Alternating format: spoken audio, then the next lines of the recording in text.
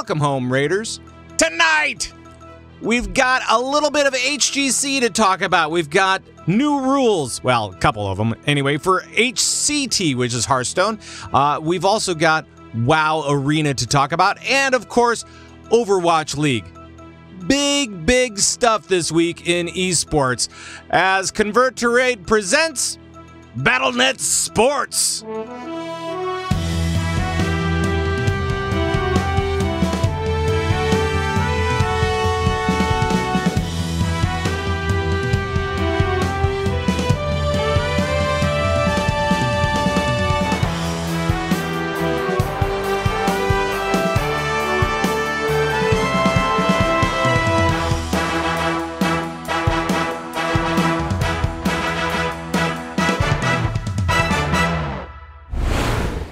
Hello, everybody, and welcome to Battlenet Sports. My name is Pat Crane. I am your host of the show. And this is the Battlenet Sports for the week of January 29th, 2018. And we do have a lot of things to discuss. We have WoW Arena, we have HGC, we have HCT, some new things coming to Hearthstone, and as well as Overwatch League. Lots of stuff to cover there. But first of all, I just wanted to let you know that this is the last time, if you're catching this on the Convert to Raid podcast feed, if you're getting this off of the Convert to Raid podcast feed, this is the last time you might hear the Battlenet Sports on the Convert to Raid podcast feed. Why is that? Well, because Battlenet Sports has got its own feed now. We've actually done it. We've created a new feed for Battlenet Sports. So now you need to make sure to go to iTunes or your podcatcher of choice and select Battlenet Sports. It is entitled Battlenet Sports. That's it. And so it's all about the esports for Blizzard games. That's it as well. So now it has its own channel. So now those people that only want the Battlenet news can get the Battlenet news. So all of the different news pieces and community pieces that we do on that show, that will remain intact. And all of the Battlenet sports stuff, all of the esports stuff will move over to the new Battlenet Sports podcast feed. And that will be available on Convert to Raid as well, on converttoraid.com as well. So that stuff will still be available on converttoraid.com. But as far as it goes, Battlenet Sports moving to its own RSS feed. And it's there right now. So you can pick it up. You can make sure to subscribe on your podcatcher of choice. And yeah. So let's get to the actual sports part of the show right now.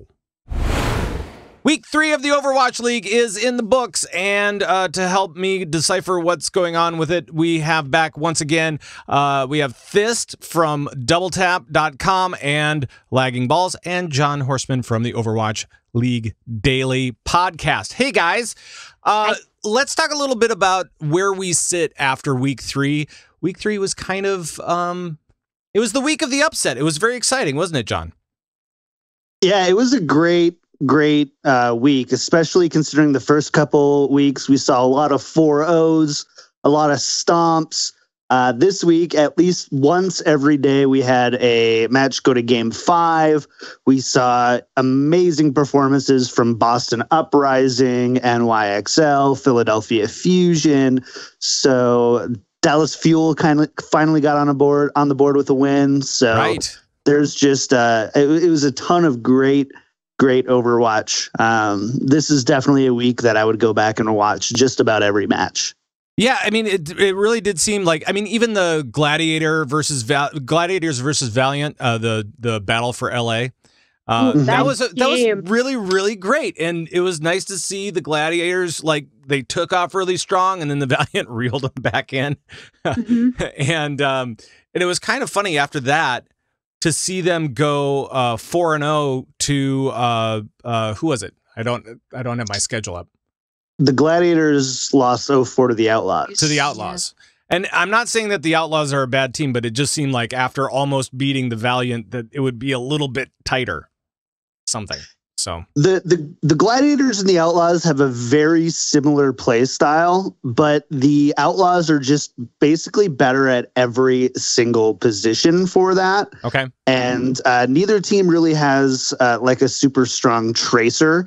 And it kind of just makes it because Jake's going to always be the better Junkrat. They're always going to have the better Pharah. Their tank line with Muma and Cool Matt are, I would say, probably the best Western tank line that we have right now.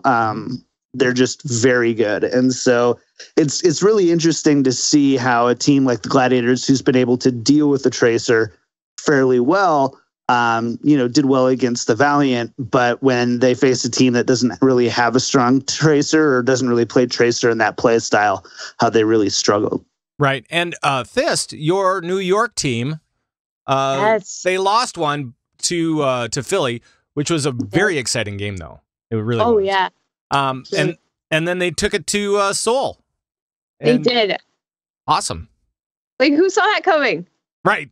And it was just so cool that like all of the undefeated teams in the league got defeated a little bit this week. So that was nice. And I was actually really glad about that. Like even though I love New York, and I know we all do, it was nice to see them, get knocked down a peg a little bit, just for the sake of entertainment, I guess, really, because it's lame to like look at the schedule and be like, okay, Seoul's playing, New York is playing, London is playing, so they're gonna win, Right. And it's kind of lame to like try to think about who's gonna go to the finals and everything, and just be like, okay, I kind of have an idea of who's gonna go already, and it's just like the first week or whatever. Sure. So this was great, and I actually got to go to a New York Excelsior viewing party, like the only New York Excelsior viewing party in the Lower East Side, and we won, and it was amazing. Like it was just a ton of Blizzard fans, a ton of like New York natives, and we filled up this gaming cafe, and it's the only they don't have an official viewing party, so they've got this booster club that just started out of love of the game, and the team actually sent over jerseys and hats for the booster club to raffle off. Yeah, it was really cool. And like the teammates were retweeting all the tweets that came out of that and all the footage and stuff. And it was really great. And I was just so glad that we won that night because it was magical. So how many people would you say that there were at that party?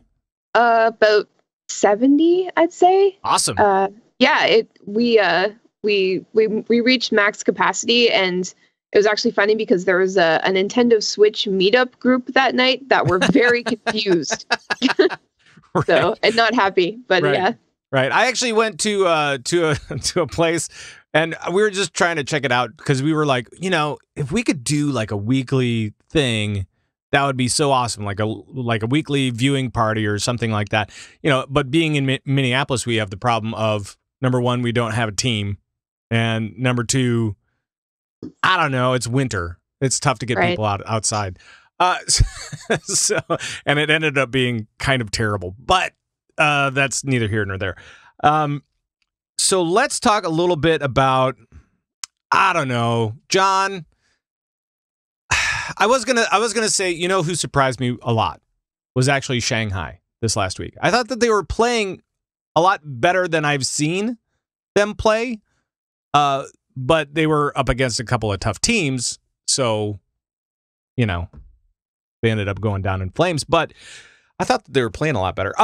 But actually, they took it to 5 games against the Fusion, who beat NYXL just the day before. I made a tweet about it. I go, the Fusion beat one of the best teams in the league and then almost lose to one of the worst teams in the league. What is going on? Yeah. Because it's very, very difficult. But even against Seoul, I thought that they had some really good moments, and they won one game at least, and so it was pretty interesting. And I was expecting that to just be like 5 minutes of Overwatch, and that was going to be it, And they actually ended up putting together a pretty solid match overall, even though they lost. So there's hope for them, I think. as we I think they might need another stage or two, but I for one still remain bullish on Shanghai, especially with the signing window coming out now, I guess, Well, and stuff. And maybe we should talk about that because there was an announcement or a reveal or whatever to the public about how free agency works and about the trading and stuff like that, trade windows. Can you maybe speak to the roster changes that may be coming up soon? Yeah, so starting Monday, January 22nd, we had the beginning of the free agent signing period. And so players can be signed from now, but they can go on the active roster on February 21st, which is the start of stage 2. Okay. So there's that going on. And then trade window opens on February 11th. And the deadline for both of these closing is April 3rd. So, and that's kind of like the halfway point. Awesome. But there's a lot of amazing rumors out there. The Florida Mayhem have said that they're actively in talks with players. AKM, Hastro, the owner for the Dallas Fuel, tweeted that they're in the final steps of signing AKM, who is arguably one of the strongest free agents in the world right now. I would say definitely the strongest Western free agent. There's probably a couple Korean and Chinese players that could kind of challenge for the strongest. But so AKM, there's lots of teams looking to sign. I don't know if we're going to see much trading going on. Well, not yet. I mean, come on. We've only got a few weeks into the season. I don't think that anybody's necessarily proven themselves, right? Yeah, that's true. At the same time, you look at like the Dallas Fuel, and you've got, if you're going to have AKM, Taimu, and Seagull, like all kind of they have a lot of overlapping heroes. Mm-hmm. Maybe they do try to, trade that in for a little help on their tank line, especially with XQC gone and kind of erratic. And, there's a lot of interesting prospects there. I just find it weird that you would sign somebody and then 2 months later. Right. Well, and trade them away. And forgive my ignorance here, but I didn't see Taimu at all this weekend. Did he play at all? Nope. No? I don't think so. I can't. Yeah, because Mickey was playing his Roadhog. And is that kind of a telling thing? Of what's to come? Who knows? Right? But I mean, isn't Taimu? I mean, he's a really solid player. So I mean, is it just that there's too much overlap? It's on. I don't think so. I think they were just trying. Whatever they were trying to do worked the first night, obviously, right? Which was great. I mean, that's something we didn't cover. Dallas finally won. Yeah, which was awesome. It was really great to see. Finally, and I guess they were just trying to repeat that. But yeah, no Taimu at all. Yeah. All right. One other thing that I want to talk about that happened last week, and Thist, I'll ask you. There was an incident.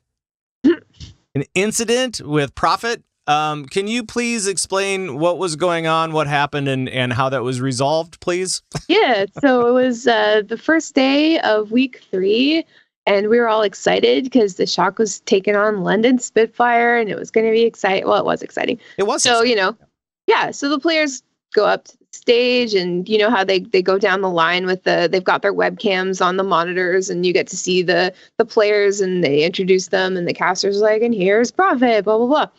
So here's Prophet, blah, blah, blah. And he quickly flips off the camera. And the internet blew up, Twitter blew up. Just a little bit. I personally got a few texts myself, just like, did you see that? Right. And I was like, I think I did. And I had to go back and take a screenshot. But so he flipped off the camera, and it turns out a lot of people thought that he was just being disrespectful or, getting too big for his britches or whatever. But that's not the case. He was, he had an earpiece in. He was listening to, while he's wearing headphones, he was listening to the rest of his players in the dugout, and they must have been razzing him. And he was just, responding to that, as gamers do. But he didn't realize that at that moment he was going to be broadcast for thousands and thousands of people.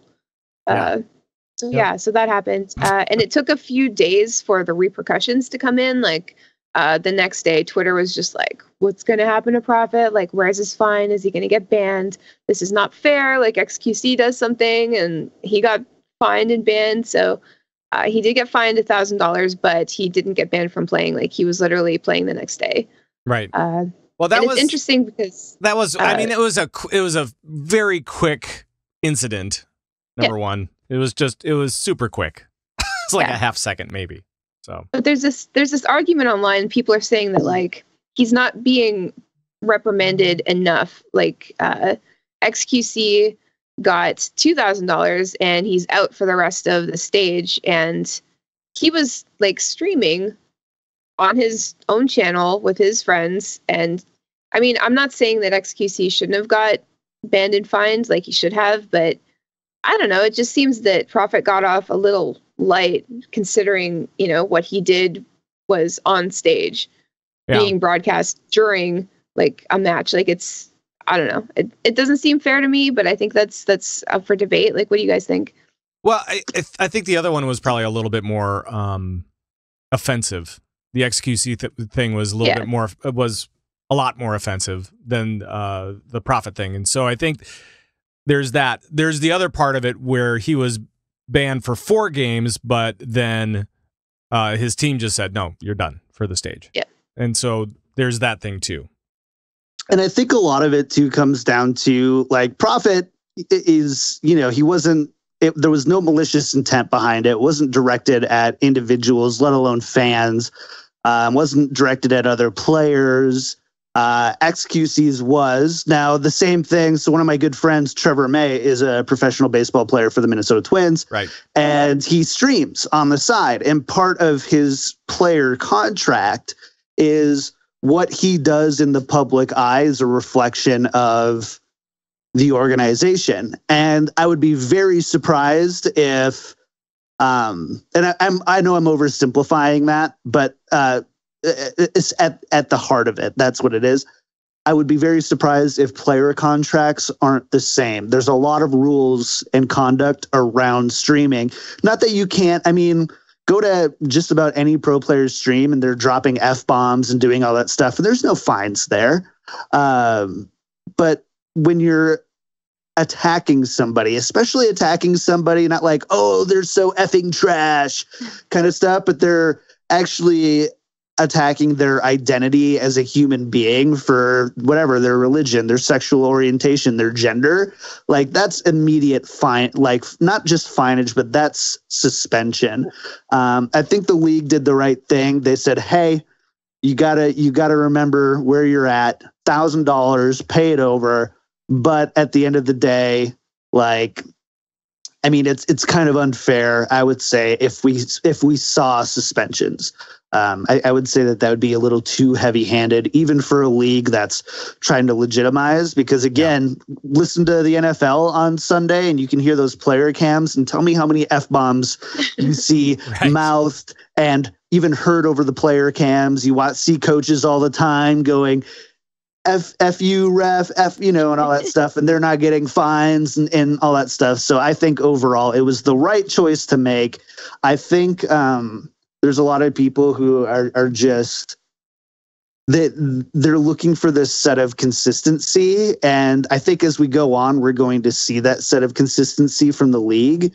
But right now, it's a brand new thing. What type of, do they need to come out really strong and do that, or do you want to preserve the personality of the league and the players, and you don't want just a bunch of cut and copy, you know, stuff? People love Jake. He's the good guy. He's the White Knight of Overwatch League. And then people love, you know, Baby Bay, who's like kind of like this bad boy, cocky guy from Kangarna. And like that's is the he cool really thing. a bad the player boy personality. though? He's like the sweet bad boy, right? He's like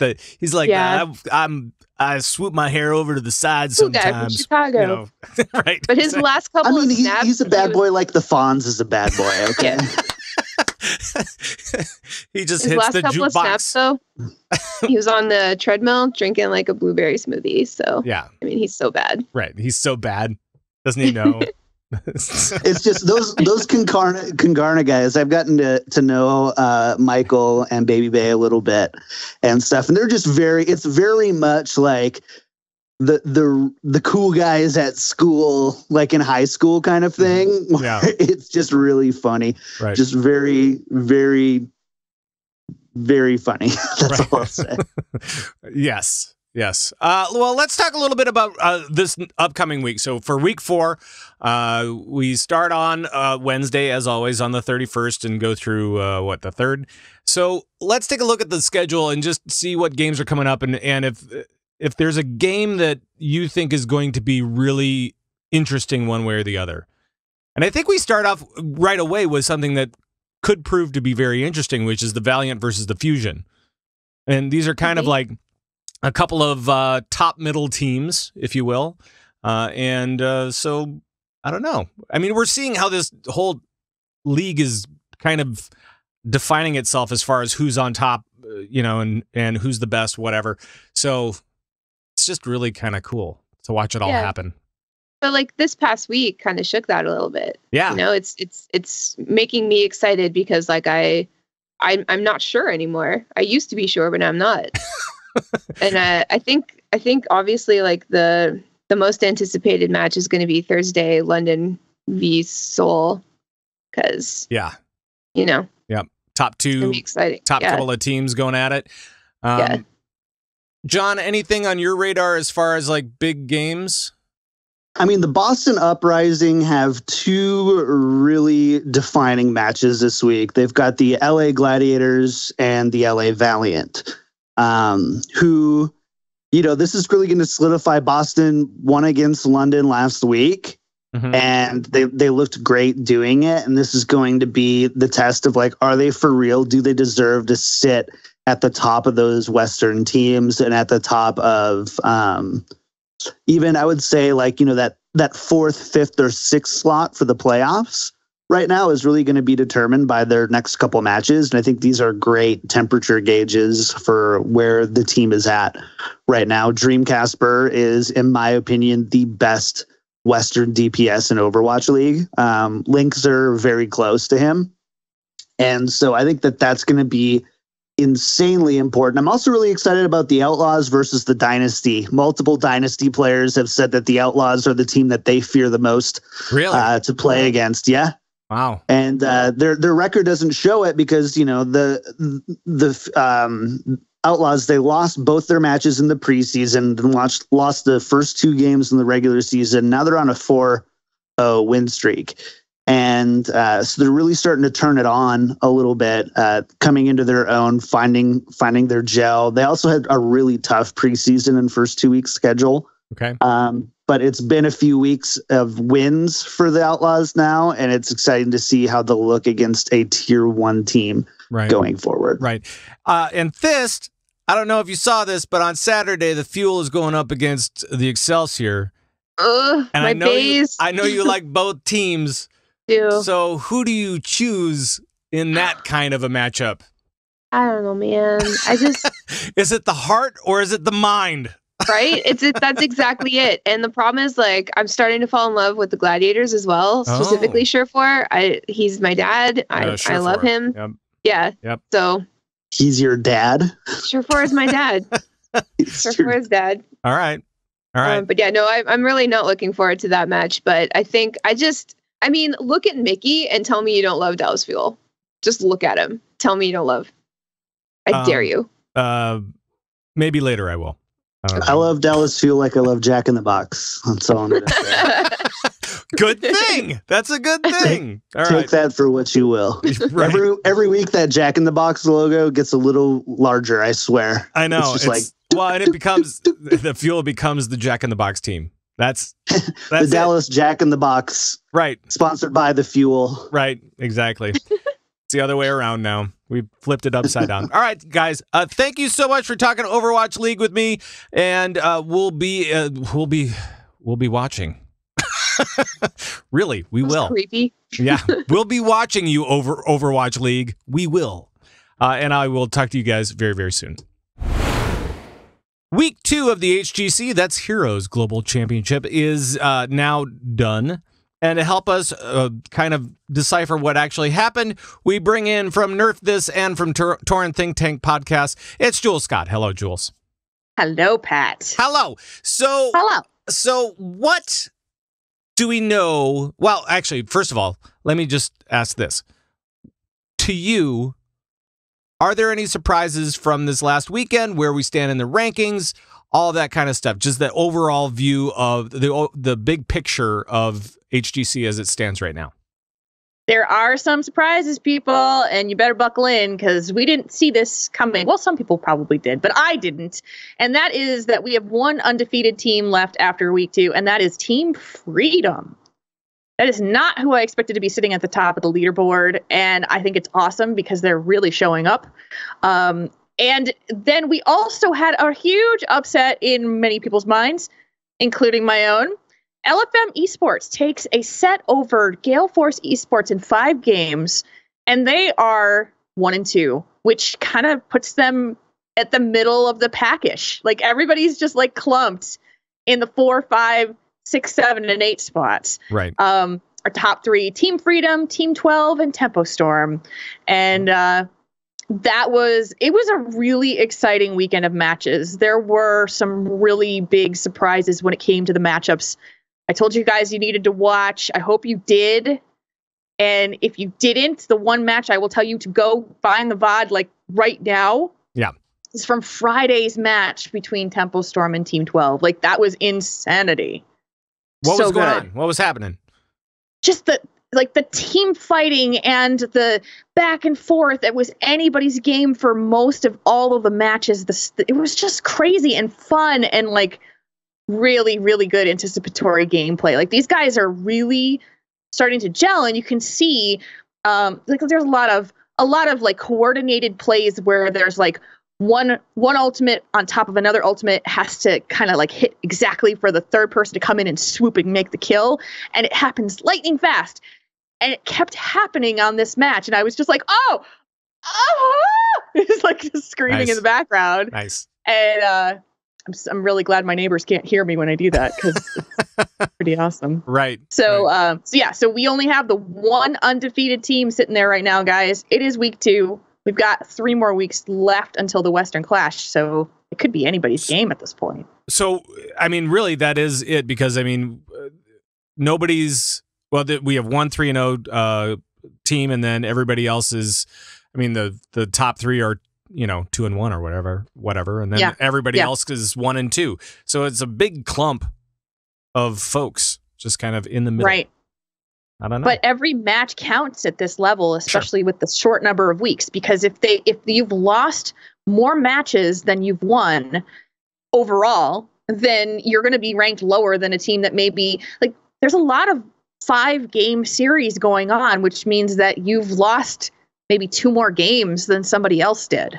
Right. And those all count towards their standings of who's going to the Western Clash in about 3 weeks. Right. And another thing that actually was allowed in this last weekend's tournament was Blaze, the new hero. Blaze, right? Way you'd say that just kills me. To Blaze. To Blaze. I love Blaze. He's great. He's awesome. I know you do. He stands in fire and gets healed. Now, did people actually put this hero to work or not? There were some teams that decided to bring him into their comps.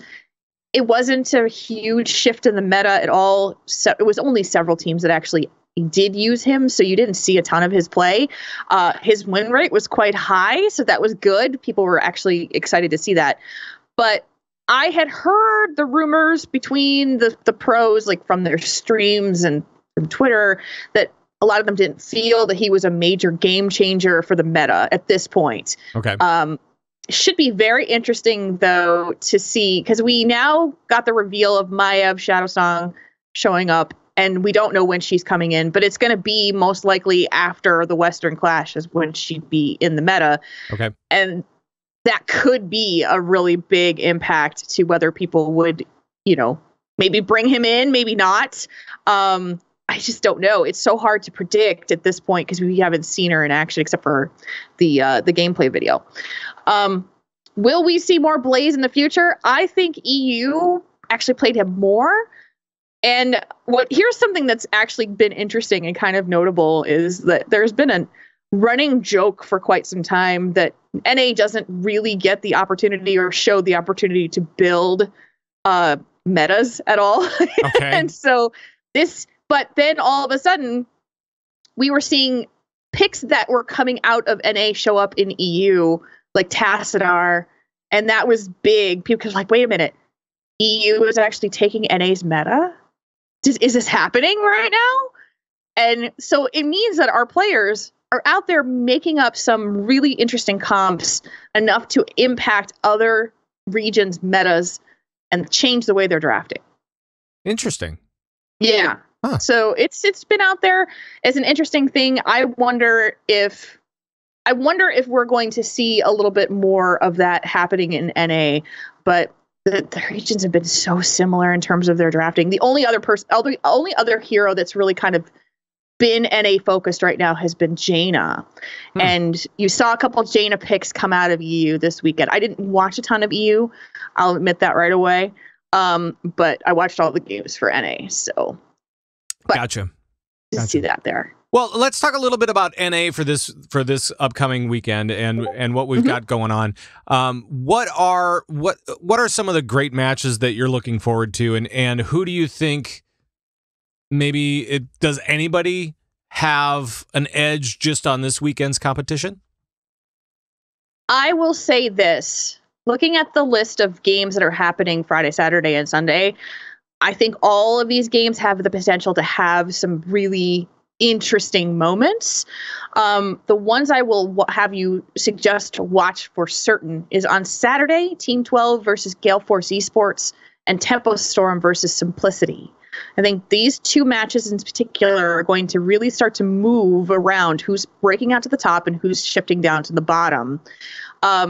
I will also suggest that on Sunday night, you watch Heroes Hearth Esports versus Team 12.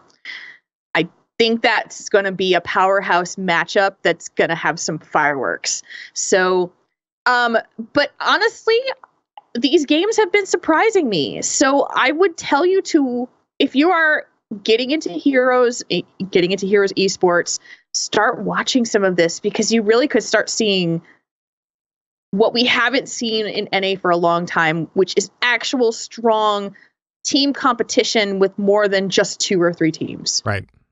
Yeah, it does seem that way. So yeah. And of course, if you want to watch that one on 6 o'clock on Sunday, that it's competing against another game on a television. So if you can break away from that, or if you have 2 monitors, make sure to at least have one of them on HGC this weekend. So fair enough. There you go. All right, Jules Scott, thank you so much, and we'll check in with you soon. All right, well, there are a bunch of changes coming to HCT, the Hearthstone Championship Tour. Like they are putting the tour in tour, number 1. And to lead us through this, we welcome back Jocelyn Moffat from The Angry Chicken. Hello, Joss. Hello, Pat. So I know that we've got a bunch of rule changes that are coming up, and I'm sure that they're very important, but I want to get to this tour thing. We kind of talked about it last week a little bit, but let's go over the tour thing again and just kind of talk about what's happening with that. Sure. So this year, the kind of like really big change is that Hearthstone is trying to basically come to you. There's going to be 27 in-person tournaments called tour stops, and these are taking place all over the world. So we have our first 3 that have been announced: Germany, February 10th to 11th, Sydney, February 24th to 25th, and Bangkok, which is happening in March 16th to 18th.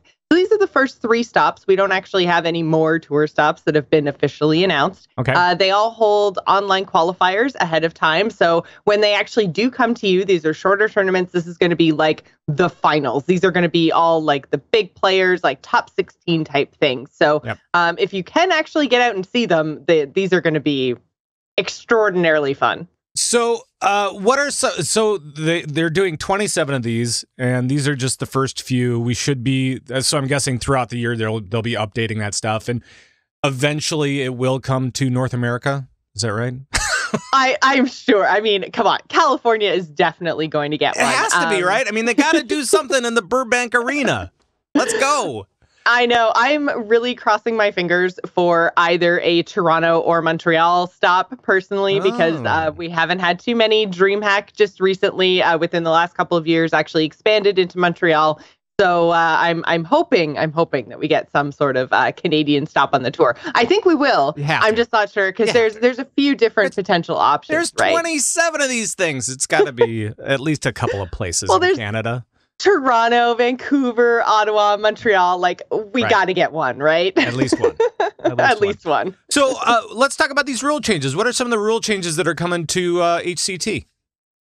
Well, there's basically now 3 ways to qualify. We have the same sort of seasonal playoffs that we had before. So they've split the year into 3 seasons. So previously it was winter, spring, and summer. Now it's just season 1, 2, 3.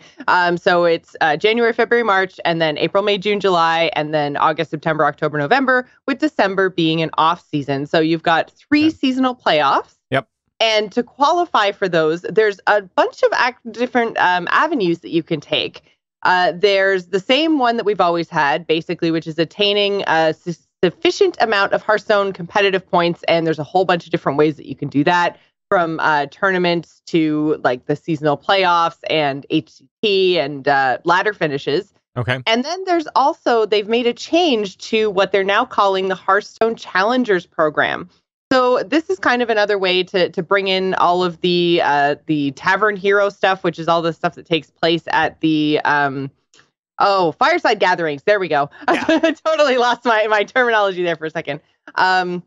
So you can qualify that way through the Challengers program. Mm-hmm. And this is kind of how your more everyday player is going to probably qualify, who can't, constantly travel from Germany to Bangkok to Sydney. Sure. So there's online open cups, and there's also these in-person tournaments at fireside gatherings, all leading into a Challengers final. And the top 8 players to come out of that kind of grassroots effort automatically get into these seasonal playoffs. Cool. All right. So we've got, it seems like there's so many different ways that you can actually participate and hopefully get into the whole system, right? So that's good. Well, there are. And they've also introduced what's called the Hearthstone Masters program, which is interesting. And they've basically assigned these kind of point targets. So 150, 175, and 200 points. Okay. And once you get into the Hearthstone Masters program and you've accumulated that many points in a given season, it's over the past 3 seasons. So it'll be like season 1, January, February, March, and then like the 2 previous seasons. So spring and summer of last year. If you have enough points within the Masters program, then you get things like monthly invites to exclusive tournaments with cash prizes. You get swag, of course. Oh, nice. But the really interesting thing for some of these Hearthstone pros is that you actually get appearance bonuses when you go to 1 event per season. If you're a 2-star master, if you're a 3-star master, then you get $2,500 for up to 3 events in a season. Wow. So this is kind of like really starting to monetize for these pros and making it easier for them to get places when they have consistent performance, which is a really nice thing to see. Well, and it does seem like just kind of overall, right? For 2018, Blizzard is really stepping it up, and I think I talked to you about this last week. I know that I've said it time and time again. It seems like for 2018, Blizzard is really stepping it up for all the different esports that they have, with Overwatch League, with the new arena, with Hearthstone, with WoW Arena. They are really upping the monetary gains that you can get from it, which is great, and especially if you can do these appearances for the tour, which is, I mean, that just seems like a win-win, because you're getting in front of fans and winning games, hopefully. I mean, that's awesome. I mean, these pros should be, right? If you are a 3-star master, so if you've kind of hit that 200-point target, then at $2,500 an appearance fee, that for 3 events per season, I mean, that's basically paying your way to all of these different HCT tour stops. So it's really nice that we're not going to have like players or teams paying out of pocket for these kind of events. Like, they're getting bonus appearance fees on top of any prize money that they might win. So is there, I think this is great. Yeah. And is there any, I mean, for the fans, this is definitely great, right? For all these different tour stops, you'd be able to go catch it live, hopefully near your hometown somewhere. If not, Maybe it's just like a little weekend getaway, whatever it may be. But with these tour stops, that's awesome. Bringing more people in. Is there any downside on the tour stops, on the way that the new rules have changed for those that are participating? Is there any downside for the players themselves? Well, the tour stops, and again, they do have online open qualifiers, so they are inclusive in that way. But the thing is, their finals you do have to travel for them. So, I mean, it can be a little bit cost prohibitive if you're a newer player and you don't have, if you're not a 2-star master, getting appearance fees and all that kind of stuff. So the HCT tour stops, while they're great for fans, I feel like they're a little bit more built for the pro players as opposed to kind of the more grassroots stuff. Like I talked a little bit about earlier, the Challengers program, I think, is where like you and me could potentially try to be HCT qualifiers. Well, hold on a second. Let's be real. You more than me. It's gonna be you more than me. I'm still working off of a deck from what was it, Goblins and Gnomes. Oh dear. It's bad. It really is that bad. So I don't know. Anything else as far as the rules changes goes, as far as any of the tournaments that are coming up for what we're looking at for 2018? There's nothing else too crazy. There's a couple of little things, but I don't want to get too far into the weeds. There's some ladder changes coming. So if you guys haven't seen that, check out the official Play Hearthstone Twitter, because there's some ladder changes. There's some big nerfs coming. So go and check that out. They also introduced pro team leaderboard standings with some cash rewards tied to teams, but they haven't really given us much more detail on that. So, cool. There's still some more stuff coming in the kind of pro Hearthstone team, and I'll have updates on those as soon as we get them from the official Play Hearthstone account. Well, I will look to you then to tell me what is going on especially with Hearthstone eSports. And thank you so much for all of your insight. Really appreciate it, and we will talk to you soon, I'm sure. This week marks the first week of WoW Arena. WoW Arena! We're back talking about this stuff. And of course, had to bring in Thist to talk about WoW Arena, because we're both a couple of WoW nerds. So, speak for yourself. I'm not a nerd. Are you a geek? Yeah, I'd say yeah, because I'm not smart enough to be a nerd. All right. But I'm definitely a geek. All right. Well, WoW geeks then. That's fine. Thank you. So this week we see the first cup of the year, and we're going to see a bunch of them. But let's just talk about this one. Can you run through exactly what's going on as far as timing goes for this first EU Cup? I would love to. Oh, I'm so stoked on this. Okay, so the signups for the EU Arena World Cup are ending today. Mm-hmm. There are 69 teams registered so far. Not going to touch that one.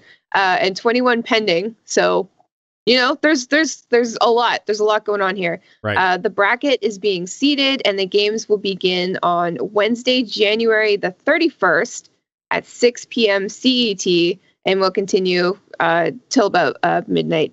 And then, if needed, the bracket will continue the next day.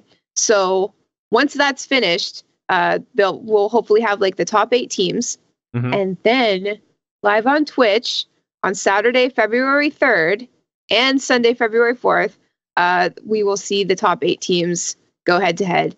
And just to note, that ends like an hour before Overwatch League starts that day. So on the Saturday. Perfect. Yes. So eSports Day. That's awesome. Hoorah. I'm excited. I'm going to be sitting here all day. So players are required to be available to complete during the entire times window. And once the bracket is released, they're going to start competing. And the teams that have not checked in may not be seeded into the bracket and will be unable to participate in this cup. So if anybody out there is, doing this, mm-hmm. do it, because then you won't be able to do it anymore. Right. Right. And I know that if for those that are in North America that are looking to sign up, I know that February 5th, I think, is the cutoff for the first NA Cup. Yes. Which I'm is so excited about that. Next weekend. So really, really cool. And I heard that you found some funny team names as well. I did. I looked at them and I compiled the list of the best names so far. Okay. So we've got How am I here? Question mark. Mhm. The team. Feels good men. Okay. All in one word. Yep. Human error, which is something like a phrase spoken a lot in World of Warcraft PvP. The team, I don't know. Okay. The German snails, possibly my favorite. Very bad team, and then there's like a capital X and a capital D, making like the squinty smiley, sort of like smiley, yeah. And finally, some random name. I don't know how I feel about that last one. It just sounds like they just Is kind it of too put it random? together. It sounds like I they mean- just put it together. They just threw it together out of nothing. They just went, some random. You know name. how World of Warcraft PvP people are, they're just kind of, they're too cool, Right. you know? Right. It's like, I don't even need a name because you're going to see me CCing you across the map and you're going to See, hate now me. that would be a great team name, though. I'll be CCing you. I'll be CCing you. Oh my God. See, that's Okay. a great team name right there. Did we just start a team? That's for everybody. Yep, we're doing twos. All right. God. We're going to lose. Well, let's talk a little bit broader about the rest of the year, because we do have a lot more cups that are going on. We have seasons. We have all these types of things. Let's just go over that once again, because I know that this just came out a few weeks ago as far as all that information. Yeah, totally. So as far as the tournaments go, the events are 3v3 arena tournaments on live realms. Anybody can sign up. So that's why we've got all these, names. Top point earners from NA and EU will be invited to compete at the spring finals in March for their share of $100,000. Ooh. And I know, right? The team rosters are 4-player, but you can sign up with 3 if you want. And tournament mode is required. All gear is normalized, while honor talents and artifact power are maximized. So we're going to be seeing like multiple seasons of Arena Cups. They are starting early this year. Thank you so much, Blizz. And the Arena Cups will be spread across the entire year and offer not only cash prizes, but AWC points. I'm not sure what AWC stands for. AWC is the Arena World Cup points. I know, I was joking. Yeah. I'm just playing the straight man. That's my job. Got it. Cool. I have no idea. And what do those get you? Those get you into a fancy restaurant? Yes. Nice. Actually, they do. No. The teams with the most points from each season will be invited to a restaurant and to compete at that season's finals event. Right. At a restaurant. They've run out of space at the Burbank studio, so it's going to be at Denny's. Nice. They're going to bring in their computers. And while the top overall teams of the year from each region will be invited to the Arena World Championship. So just like the points get you further, essentially. And may get you to a Tim Hortons near you. Oh. I was just saying that because you're Canadian. All right. Tempt me. Oh. So we're going to actually have 3 seasons, and we're going to have finalists from the first 2. From the last season. It's too close to BlizzCon, so they're just inviting a bunch of different finalists to BlizzCon, and that's kind of how it's breaking out for that stuff. So it should be pretty interesting, and I really do like that they are condensing these cups into just the top 8. Yeah, I'll be honest with cool. you. I agree. I think that if you had 150 teams or whatever, and you had to watch them all, you might get a little bit overload on WoW Arena. So yeah, it's cool that they condensed it in that way, but they've just like opened up the entire concept so much, and it seems like, well, it doesn't seem like, it's obvious that Blizzard is putting in way more, like just all sorts of resources into esports this year, and I'm so glad that World of Warcraft has been included in that with this, and of course with the MDI. No information on that yet, no new information, but yeah, and it's just really exciting, and I really hope that this year World of Warcraft esports, becomes a bigger thing, because it's always been a thing, but it just seems like it's been sort of like the people that like it really like it, and the people who don't like it don't care at all, and they don't know anything about it. It does. It seems like esports, just in general, like Blizzard esports in NA anyway, in North America, is going through kind of a 2.0 type of thing, where they're right.